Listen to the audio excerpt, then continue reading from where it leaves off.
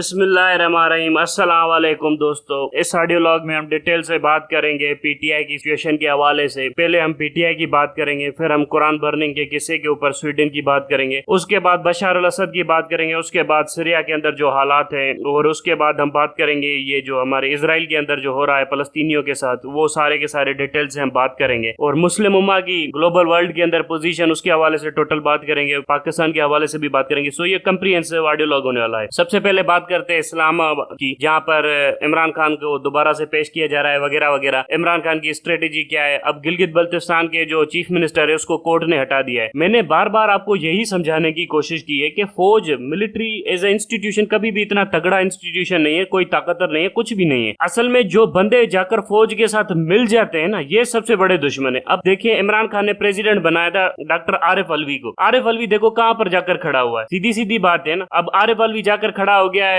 Pakistan army के साथ। सो ये भी आप सोचें। उसके बाद देखिए, इमरान खान की पार्टी की जितनी भी कोर कमेटी की लीडरशिप थी, वो सारी की सारी कहां पर जाकर खड़ी हो गई है। सो ये वो चीजें हैं जो इमरान खान को देखनी चाहिए थी कि इमरान खान ने किस तरह की लीडरशिप ली है। उसके बाद जो सबसे बड़ा मसला आता है कि हमारी कोर्टें कहां पर खड़ी हैं। सो इनको भी तो इमरान खान को देखना चाहिए कि कोर्टें भला क्या अनअकाउंटेबल रहेंगी क्या, या सारा दिन मजाक होता रहेगा कोर्टों का। कोर्टें देखे कहां कहां पर से जाकर चीफ मिनिस्टर को हटा रही, वो हटा रही। अच्छा, यही कोर्ट है, मुराद अली शाह के ऊपर 10 केसेस बन सकते हैं, 10 से ज्यादा केसेस बन सकते हैं, कभी भी कोर्टें नहीं हटाएगी। सो ये देखिए पाकिस्तान आर्मी कैसे कोर्टों की मदद से हुकूमतें गिराती है, हुकूमतें बनाती है, ये भी आप देख लेता साथ। उसके बाद हम देखते हैं मीडिया के ऊपर, मीडिया सारा दिन जस्टिफाई करता रहता है पाकिस्तान आर्मी के एक्शन को। सो ये भी हमारा दुश्मन है। उसके बाद हम देखते हैं उन बिजनेस कम्युनिटीज को जो जाकर इस फौज के साथ जाकर सरेंडर कर लेती हैं और उसके साथ निगोशिएट करती हैं। सो ये भी हमारे दुश्मन है। सो आपको एक कंप्रीहेंसिव प्लान चाहिए, कंप्रीहेंसिव स्ट्रेटेजी चाहिए। अब इमरान खान का मसला ये है कि उसके पास टीम ही नहीं है। अब आप इस बंदे को देखे, ये कहता है मैंने 25 साल स्ट्रगल की है पार्टी बनाने के लिए। ये तुमने पार्टी बनाई है 25 साल में, ये पार्टी है तुम्हारी 25 साल में जो 25 दिन ठहर नहीं सकी। ये तुम्हारी स्ट्रगल 25 साल की पार्टी 25 दिन नहीं चल सकी, ये पार्टी बनाई है तुमने। सो लोग कहते हैं इमरान खान को तंकीद ना करो, मासूम ना करो। क्यों ना करूं यार तंकीद? यार सीधी सीधी बात है, मुझे ये पता है कि ये सारी जंग हम जीतेंगे, इमरान खान वजीर आजम भी बनेगा, मैं इसके बारे में श्योर हूँ। इलेक्शन भी जीतेंगे, सब कुछ जीतेंगे, प्राइम मिनिस्टर दोबारा बनाएंगे, इसको बिठाएंगे, ये मैं सब कुछ जानता हूँ। मिलिट्री स्टेब्लिशमेंट पीडीएम को इबरतनाक शिकस्त होगी, वो मैं सब कुछ जानता हूँ। लेकिन मुझे सवाल फिर भी करने का हक है कि ये जंग कैसे लड़ी जा रही है। ये लीडरशिप तुमने बनाई है घोचू, तुम्हें 25 साल हो गए पार्टी बनाते हुए, तुम्हारे अंदर एक ऑर्गेनाइजेशनल कैपेबिलिटीज नहीं है, फिर तुमसे ड्रामे करवा लो। उसके बाद तुमने 3.5 साल हुकूमत की है, तुम्हारे अंदर कोई इतनी कैपेसिटी नहीं थी कि अपने ब्यूरोक्रेट्स कहीं पर लगा सकते। उसके बाद जाकर तुमने ये सारी की सारी हुकूमतें तोड़ी है। उसके बाद जाकर सुप्रीम कोर्ट को प्रेशर लाने के लिए कुछ भी नहीं था तुम्हारे पास ऑर्गेनाइजेशनल स्ट्रक्चर नहीं है कि लोगों को मोबिलाइज कर सके, और तुम्हारे पास स्ट्रेटेजी भी नहीं है। ना तुम्हारे पास ऑर्गेनाइजेशन है, ना स्ट्रेटेजी है। ये सारी की सारी जंग तो पाकिस्तानी आवाम लड़ रही है। अच्छा, ये जो झंडों की कैंपेन है, ये झंडों की कैंपेन का रिस्पॉन्स किसने दिया? ये पाकिस्तानी आवाम ने दिया ना रिस्पॉन्स। सीधी सीधी बात है। क्या इमरान खान ने कॉल दी थी कि झंडों का? इमरान खान कहता है कि कॉल देता है कि सड़कों के बाहर एहतजाज करो, कुछ भी नहीं होता। वजह यह है कि इमरान खान की क्रेडिबिलिटी जीरो हो गई है, पार्टी के अंदर क्रेडिबिलिटी जीरो हो गई है। लेकिन मसला यह है कि हम एस्टेब्लिशमेंट के खिलाफ इसको दोबारा से खड़ा करेंगे। लेकिन ये इमरान खान कभी ना भूले कि इमरान खान एक बुजदिल शख्स है, इमरान खान एक डरपोक शख्स है और एक अनऑर्गेनाइज्ड, बिल्कुल पढ़ा लिखा शख्स नहीं है। इसको बिल्कुल समझ नहीं है कि पावर पॉलिटिक्स कैसे खेली जाती है। ये तो पाकिस्तानी अवाम है जिसने जंग जारी रखी हुई है पाकिस्तानी फौज के खिलाफ। सबसे बड़ा मसला पाकिस्तानी अवाम है पाकिस्तानी फौज के लिए। पाकिस्तानी अवाम सेंटर ऑफ ग्रेविटी है इमरान खान की, और पाकिस्तानी अवाम सेंटर ऑफ ग्रेविटी है पाकिस्तान की। अब पाकिस्तान आर्मी पाकिस्तानी अवाम को अटैक करती है तो पाकिस्तान को अटैक करती है, मतलब पाकिस्तान की सेंटर ऑफ ग्रेविटी को तोड़ने की कोशिश करती है, यानी पाकिस्तान को तोड़ने की कोशिश करती है। सो यही तो बुनियादी मसला है जो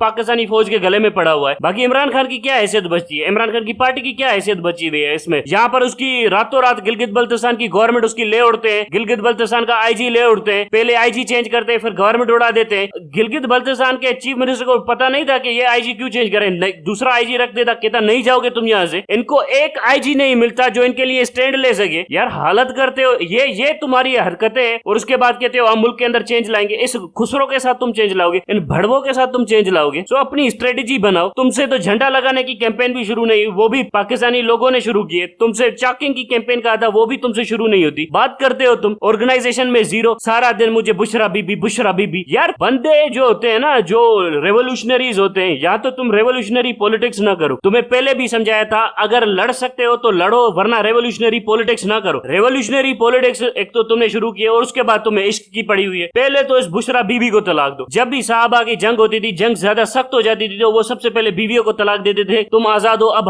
हमने अपनी जंग की तरफ जाना है। जो बंदे जो लड़ते हैं ना, जिब्राल्टर के ऊपर जो कश्तियां जलाई थी तारिक बिन ज़ियाद ने, वो इसलिए जलाई थी कि मेरा वापसी का रास्ता खत्म है। तो ये जो तुमने बीवियां रखी हुई है ना, इनको सबको तलाक दो, जान छुड़ाओ इनसे। अगर तुमने लड़ना है, मुल्क के लिए जंग करनी है, तो फिर डट के लड़ना है, फिर टू द एंड फाइट जानी है। बीवी के तरफ से मतलब तुम्हारे ऊपर खतरा है, तलाक दो, जान छुड़ाओ, इसको फारिग करो, इसको घर भेजो, कुछ पैसे दो, जाओ बेटा खुश करो उसको, दूसरी जगह पर निकाह करा दो इसका, जाओ। तुम्हें लड़ना है तो ये करो ना। यहाँ पर मजाक लगाया हुआ है, बुशरा बीबी को ये किया, बुशरा बीबी को किया। बुशरा बीबी का हमने ठेका ले रखा है कि हम बुशरा बीबी को भी बचाएं। बुशरा बीबी को देखो टच किया, बुशरा बीबी को ये किया। हम क्या बुशरा बीबी के लिए लड़ रहे हैं? यहाँ पर ये मुल्क के लिए लड़ रहे हैं, बुशरा बीबी को बचाएं। हम बात करते हो यहाँ तो रेवोल्यूशनरी पॉलिटिक्स करनी है तो करो, वरना दफा हो, दूसरों को लीडरशिप दो, दूसरे हम खुद ही चुन लेंगे। तुम्हारी जरूरत भी नहीं है लीडरशिप देने की। तुमने जो चूतिए आरिफ अलवी जैसे मादरचोद चुने हुए हैं ना, ये हमने देख लिए हैं, तो इनको चुनने की जरूरत भी नहीं है, दूसरे हम खुद ही चुन लेंगे। इन भैंचोदों को भी हम देख लेंगे। मजाक लगाया हुआ है, पार्टी बनाई हुई है, कचरा बनाया हुआ है, 25 साल दिए, 25 दिन नहीं चलती पार्टी। बहरहाल इलेक्शन तो हम जीत ही लेंगे, लेकिन तुमने फिर ये कंजरों वाली हरकतें नहीं करनी। इलियास को लेके आ रहा है, गिलगित बल्तिस्तान को बना रहा है, उसको लेके आ रहा है, वो आगा बना रहा है। ये कंजरों का टोला जो तुमने पाला हुआ है ना, ये अपना संभाल कर रखो। बात करते हो तुम, ये तुमने सियासत की है, ये तुमने पावर पॉलिटिक्स की है, अपनी भी फड़वा रही है। बहरहाल ये जंग तो हम जीत जाएंगे, इसका कोई मुझे मतलब फर्क नहीं पड़ता। ये टेक्टिकल विक्ट्रीज है जो भी पाकिस्तान आर्मी ने लिए, ओवरऑल वॉर तो हम जीत जाएंगे। मसला सिर्फ इस बात का है कि ये जो इमरान खान ने झंड मारी है ना, जितने लोगों को चुनकर बुशरा बीबी इससे जान छूटे, ये कंजरों खानों से तो जान छूटे ना हमारी। यहाँ पर हम पूरी सीरियस जंग लड़ रहे हैं स्टेट के खिलाफ, और स्टेट को हरा रहे हैं। और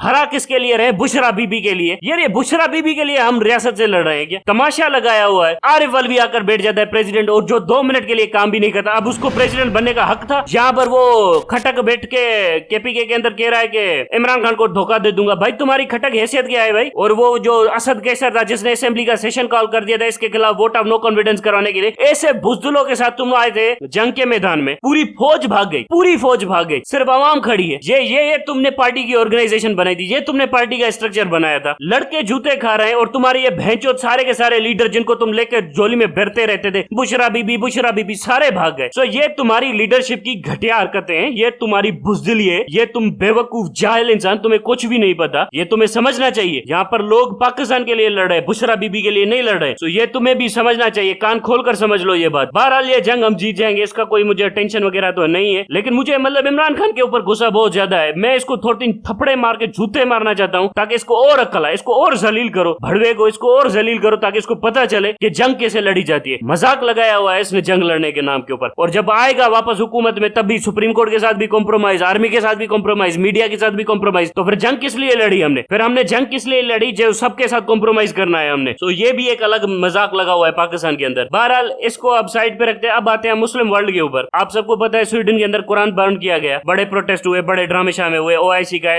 इजलास बुला लिया गया। ओआईसी ने क्या गांड उखाड़नी है? ओआईसी का क्या नेटो का मेंबर है? ओआईसी क्या है? नेटो जैसी ऑर्गेनाइजेशन है ओआईसी के पास। ओआईसी बनाई इसलिए गई थी कि अरबों को बचाया जा सके। उसके बाद अरब कहते हैं अब हम खुद को खुद बचा सकते हैं, आपकी दुनिया को हमें जरूरत ही नहीं है। अरब हमसे यही कहते हैं। ईरान ने जाकर इसराइल के साथ फटे ले लिए हुए हैं। ईरान क्या तो कुछ भी नहीं जा रहा है इसराइल के साथ लड़ाई में, जो कुछ भी जा रहा है वो बेचारे फलस्तीनियों का जा रहा है। फलस्तीनियों के आर में ईरान अपना गुस्सा निकाल रहा है, और वो फलस्तीनियों को जूते मार के ईरान को सबक सिखा रहा है। मारे तो बेचारे फलस्तीनी जा रहे हैं। ईरान ने क्या किया है? कौन सी एंटी एयर वेपनरी दी है? कौन सी बायोकेमिकल वेपन्स दी है? कुछ भी नहीं किया। बस प्रोक्सी बना के बेचारे फलस्तीनियों को लड़वा रहा है, फलस्तीनियों की मजबूरियों का फायदा उठा रहा है। हमास ने बड़े झंडे गाड़े हुए हैं। उसके बाद आते हैं हम इसके ऊपर बशार अल असद के ऊपर। अपने ही मुसलमान लोगों के ऊपर चढ़ने के लिए ये सारे डिक्टेटर भैंचोद तैयार बैठे होते हैं। ये हमारी भैंचोद फौज हमारे ऊपर चढ़ने को तैयार, वो बशार अल असद अपने लोगों के ऊपर चढ़ने को तैयार, सद्दाम हुसैन अपने लोगों के ऊपर चढ़ने को तैयार, ये जो था जमाल अब्दुल नासिर अपने लोगों को जूते मारने को तैयार। बाकी भड़वो यूरोप से लड़ो, स्वीडन से लड़ो, नहीं भाई, वहां पर अमेरिका है, बड़े जूते पड़ते हैं, वहां पर लड़ने से इनको बुज़दिलों को डर लगता है। बाकी अपने लोगों से लड़ने के लिए ये 2-3 फुट आगे हैं। और जो तुर्की है इसको बोलो कुर्दों को जूते मारेगा, कुर्दों को रज के जूते मारेगा, लेकिन तुर्की को ये समझाओ कि चलो थोड़ा स्वीडन को भी सबक सिखा दे, नहीं, वहां पर नहीं, यूरोपियन यूनियन है, वहां पर लड़ने में डर लगता है। बाकी अपने लोगों के लिए बिल्कुल शेर है। कदाफी भी लड़ा तो लिबिया में अपने ही लोगों से लड़ा। इन सालों को सबको अपने लोगों से लड़ने को। अल्जीरिया को देखो तो मोरक्को से लड़ता फिर रहा है। अब मोरक्को और अल्जीरिया क्या फर्क है यार? ये इनसे लड़ते फिर रहे यार। बात है यहाँ पर सीधी सारे बुज़दिल बादशाह पाकिस्तानी मुसलमानों के ऊपर बैठे हुए हैं। सारे मुसलमान बादशाह बेगैरत और बुज़दिल हैं। इसीलिए तो अलकायदा जैसी तंजीमों को जगह मिलती है, और वो कहते हैं कि ये भड़वे बादशाह हैं हमारे, इनको तब्दील करो, तभी तो अलकायदा जैसी तंजीमें मजबूत होती हैं। लोग कहते हैं इसका लिटरेचर खराब है, वो खराब है। क्या खराब है लिटरेचर? ये सारा का सारा तमाशा लोग नहीं देख रहे कि कितने बुज़दिल बादशाह बैठे हुए मुसलमानों के ऊपर, और ना वो मुसलमानों के बादशाह ना मुसलमानों के लिए कुछ करते दूसरे ना उनकी ताकत बढ़ाते हैं। चलो भला ठीक है 10 साल और ले लो, ताकत तो बढ़ाओ, अपने नेशन की ताकत भी नहीं बढ़ाते, ना कुछ करते हैं, ना ऑर्गेनाइजेशन स्ट्रक्चर बनाते हैं, ना पावरफुल मिलिट्री बनाते हैं, ना सोशो इकोनॉमिक अपग्रेड करते हैं, ना जमहूरियत लाते हैं। बस ऊपर बैठ के सिर्फ अपनी फैमिली को पैसे बना कर देते हैं, फिर जाते हैं स्वीडन में बंगलो खरीदते हैं, वहां पर बंगलो खरीदते हैं। अब ये मोहम्मद बिन सलमान और इनके पूरे खानदान की कितनी प्रॉपर्टी है, और वो सारी की सारी प्रॉपर्टी यूरोप में है। सारा दिन ये जो यूरोप के बीचेस है सारे के सारे ये इनके ही जहाज तो खड़े होते हैं, शिप जो यॉट होती है वो इनके ही तो खड़े होते हैं। सो सारी वहां की बड़ी बड़ी प्रॉपर्टी ये खरीदते, $40 बिलियन से ज्यादा हर साल इन्वेस्ट किए जाते हैं लॉकहीड मार्टिन के अंदर, ये मोहम्मद बिन सलमान की कंपनी करती है। सो ये सारा का सारा तमाशा है हमारे सामने। और फिर हम देखते हैं कि भाई देखो मुसलमान दुनिया तरक्की क्यों नहीं करे, मुसलमान दुनिया अपनी सारी दौलत कमा के डिक्टेटर को देती है, डिक्टेटर जाके यूरोप में इन्वेस्ट करता है। ये है मुसलमान दुनिया का सबसे बड़ा मसला। और जब इन डिक्टेटरों के खिलाफ आवाज उठाओ तो फिर कहते हैं कि ये लोग टेररिस्ट है, ये अलकायदा है, ये तालिबान है, ये टीटीपी है, ये वो है। फिर उनको लगाओ टेररिस्ट का लेबल और उनके ऊपर करो बमिंग, या कहो कि ये बस रेडिकल है, राइट विंग है। ये लिबरल क्या है, ये कादियानी फसाद हमारे अंदर क्या है। सारा दिन इनसे पूछो ना, जिन्ना ये गलत था, मौलाना मदूदी गलत था, ये गलत था, वो गलत था, सब कुछ गलत था। लेकिन इनसे पूछो भला मिर्जा अहमद का भी थोड़ा क्रिटिकल एनालिसिस करो, ये सारी दुनिया का क्रिटिकल एनालिसिस करेंगे, कहेंगे हम पीएचडी होल्डर है, ये है वो है, हमने सारी दुनिया की क्रिटिकल एनालिसिस करनी है। मिर्जा अहमद का थोड़ा सा क्रिटिकल एनालिसिस करो, नहीं नहीं वहां पर नहीं करना। अब और ओवर द नाइट पूरे बरे सगीर के अंदर बर्तानिया के राज के दौरान एक नबी पैदा होता है। वाह भाई वाह, पहले कहता है मैं नबी हूँ, फिर कहता है कि मैं आखिरी नबी हूँ, उसके बाद देखता है दाल नहीं गलती, फिर कहता है मैं ईसाई हूँ और मैं हजरत ईसा अलैहिस्सलाम हूँ, नऊजुबिल्लाह। उसके बाद ये भी इसकी दाल नहीं गलती, फिर कहता है मुझ में वो अलग अलग रूहानी वजदान है। फिर अब जाकर उसका खलीफा कहता है कि चलो भला ठीक है वो नबी भी नहीं था, हजरत ईसा अलैहिस्सलाम भी नहीं था, नऊजुबिल्लाह। अब आप उसे कहे कि एक बहुत बड़ा मंजा हुआ बुजुर्ग था। अब वो जो मिर्जा मसरूर बैठा हुआ है ये लंदन में और बेल्जियम में, वो ये कह रहा है कि इसको कहो कि अब बहुत बड़ा बुजुर्ग था। अब भला ये तो मान लो हमारे बंदे का भाई ना कुछ भी है, मिर्जा मसरूर की क्या हैसियत है। मैं उसको देखता हूँ, उसकी स्पीचें सुनता हूँ, कुछ नहीं पता, कख नहीं पता उसको, ड्रामे करता फिरा है। और यहाँ पर 50 लाख से ज्यादा पाकिस्तान के अंदर कादियानी देखो कैसे उछल रहे हैं कि भाई देखो बड़ा बड़ा वो है। कादियानी ना इस्लाम से वफादार है ना पाकिस्तान से वफादार है। जब भी आपको कोई कादियानी कहे ना कि देखे जी ये हुआ है क्रिटिकल एनालिसिस, जिना ये गलत था वो गलत था, इन दोनों के हवाले से मैं आपको सीधी सीधी बात बता देता हूँ। कादियानी ना इस्लाम से वफादार है ना पाकिस्तान से वफादार है, ये वफादार है सिर्फ अपने आप, अपने मकसद से। इनका मकसद क्या है, इनका मकसद है ताकत हासिल करना पाकिस्तान के अंदर। और फिर जब बाजवा जैसे कादियानी ताकत हासिल कर लेते फिर पैसा बनाते, पैसा बनाकर दूसरे मुल्क ले जाते और वहां पर अयाशिया करते। ये है इनका बुनियादी मकसद, यही मकसद है इसका हुसैन हक्कानी कादियानी का है, यही मकसद मलिया लोधी कादियानी का है। ये सारे जो कादियानी है जो आपके सामने है, जो डॉक्टर तैमूर रहमान फिलोसोफर है कादियानी है, और दूसरा तो वेल नोन फिजिसिस्ट है जो फिजिक्स का प्रोफेसर है वो भी कादियानी आपके सामने है। जिब्रान वाले, जिब्रान बेचारे को तो पैसे भी नहीं है, उसको तो बेचारे को छोड़ दो, गरीब है ना कादियानी। जो गरीब है वो अपना है, जो अमीर कादियानी है ना जो हरामखोर पैसे कमाकर भाग जाते हैं यहाँ से, उनको थोड़ा सा रगड़ा दे। ये देखिए इन कादियानियों ने क्या किया है, पैसे बनाए दूसरे मुल्क ले गए। सबसे ज्यादा करप्ट आपको इन लोगों में मिलेगी। जैसे ही ये ब्यूरोक्रेसी में आते करप्शन करना शुरू कर देते हैं, बाजवा ने करके दिखाई ना आपके सामने। तो ये आप समझ लीजिए कि ये आपके साथ क्या हो रहा है, आपके मुल्क के साथ। और ऐसे ही हालात तो जर्मनी के अंदर थे ना, जब वाइमार रिपब्लिक आई थी, जब फर्स्ट वर्ल्ड वॉर जर्मनी ने हारी थी, वाइमार रिपब्लिक आई थी, तो वहाँ की जो जूस कम्युनिटी थी वो वाइमार रिपब्लिक की सबसे बड़ी मतलब हिस्सेदार थी। जर्मनी वहाँ पर जंग लड़ रहा था फर्स्ट वर्ल्ड वॉर में, पीछे बगावत हो गई, इनकलाब आ गया, और जो हॉन्जोलो का जो लास्ट एम्परर था हॉन्जोलो डायनेस्टी का, विलियम एल काइजर, काइजर कहते हैं सीजर को, सो काइजर जो था वो वहां से भाग गया, वो बेल्जियम भाग गया। अब वो वहां पर भाग गया बेल्जियम, तो काइजर के पीछे आ गई वाइमार रिपब्लिक। वाइमार रिपब्लिक के अंदर सबसे पहले थे जूस, और जूस ने जाकर वर्साई साइन कर दी, ट्रीटी ऑफ वर्साई। जब ट्रीटी ऑफ वर्साई उन्होंने साइन कर दी तो जर्मन नेशनलिस्ट जो थे, जो जर्मनी से मोहब्बत करने वाले थे, उनको आ गया गुस्सा। जब उनको आ गया गुस्सा तो उन्होंने फिर हिटलर को सपोर्ट किया, और बाद में हिटलर आया, और फिर हिटलर ने जूस की जो खिदमत की तो वो तो आप सबको पता है कि उसने कैसी खिदमत की। सो ये वो बुनियादी मसले हैं जो पाकिस्तान के अंदर हैं। अब हमें कहा जाता है पाकिस्तान आर्मी जो है ना, ये पाकिस्तान की नेशनल सिक्योरिटी और नेशनल इंटरेस्ट का तहफ्फुज़ करती है। सबसे पहली बुनियादी मसला मैं आपसे पूछना चाहता हूँ, कादियानियों के खिलाफ पाकिस्तान आर्मी ने कौन सा एक्शन लिया है? बुनियादी सवाल है मेरा आपसे। ये मुसलमानों के साथ लड़ते रहेंगे, टीटीपी जैसे मासूम गाँव वालों के साथ लड़ते रहेंगे, जो बेचारे गाँव वाले हैं और उनके पास अब तो कोई ज्यादा ताकत भी नहीं बची है, उनके साथ लड़ते फिरेंगे, बलोचों के साथ लड़ते फिरेंगे, सिंधियों के साथ लड़ते फिरेंगे। पूछो तो सही से कादियानियों के खिलाफ इन्होंने क्या एक्शन किया है? मलिया लोधी को लाकर बिठाकर जीएचक्यू में इंटरव्यू देते हैं, ये बाजवा कादियानी, इसको जाकर प्रमोट किया। इन्होंने क्या किया है कादियानियों के साथ, जरा सा मुझे बताए ना। ये फौज, ये सरासर ड्रामा चल रहा है, पूरी ब्यूरोक्रेसी जुडिशरी कादियानियों से भरी पड़ी है पाकिस्तान के अंदर, मजाक लगाया हुआ है, पूरी रियासत को गिरवी कर दिया है। कादियानी उठकर कहते हैं कि अब सारा मुल्क हमें 50 लाख लोग लाकर हमारे ऊपर बिठा देंगे कि अब 22 करोड़ 24 20 करोड़ का मुल्क, अब ये 50 लाख कादियानी चलाएंगे, उनके बच्चों को हम खिलाते पिलाते रहेंगे। ये मुल्क के साथ किया जा रहा है, ये आसिम मुनीर कंजर कर रहा है पाकिस्तान के साथ। ये जो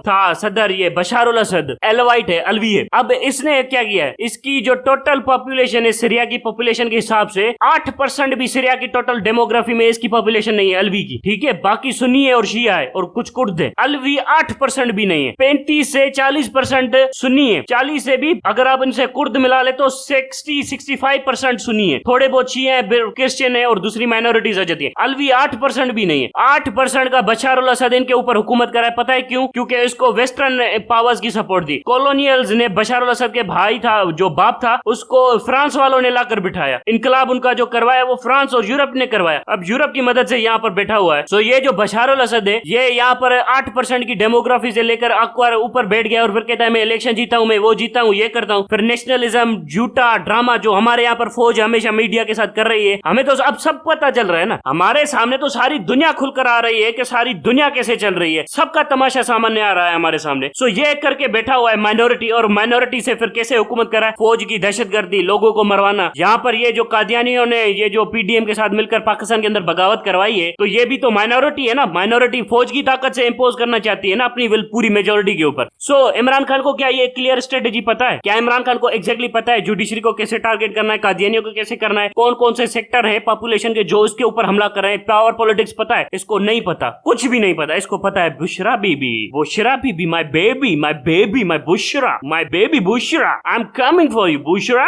ये इसको पता है। बाकी इसको ये रियल पॉलिटिक्स का नहीं पता कि कादियानियों की क्या साजिश है, जुडिशरी की क्या है, आर्मी के अंदर कितनी इन्वॉल्वमेंट है, इंटरनल प्लेयर्स क्या कर रहे हैं, एक्सटर्नल प्लेयर्स क्या कर रहे हैं, इस्लामिक वर्ल्ड में क्या चल रहा है, ये नहीं। Bushra baby come here Bushra baby, baby I love you, baby I am dying for you, baby you can do corruption, I will do nothing, baby I am dying for you. ये इसकी मोहब्बत और ये इसका इनकलाब। सो हम सबको देखना चाहिए कि इमरान खान जब भी हुकूमत में आए तो इसके इर्द गिर्द एक ऐसी मजबूत लोगों की काउंसिल हो जो इसको भी सीधा रख सके और दूसरे लोगों को भी सीधा रख सके। और वो काउंसिलर वाले जो हो, जो काउंसिल वाले हो, वो बड़े मजबूत लोग हो, वो जंगजू लोग हो जो लड़कर मर कर आए हो। और जितने लोगों ने जेलों में जूते खाए, अगर इमरान खान उनमें से एक को भी इल ट्रीट करता है तो जूते मारो इमरान खान को। कोई रहम नहीं होना चाहिए इमरान खान के ऊपर। अब तक के लिए इतना ही। Thank you very much.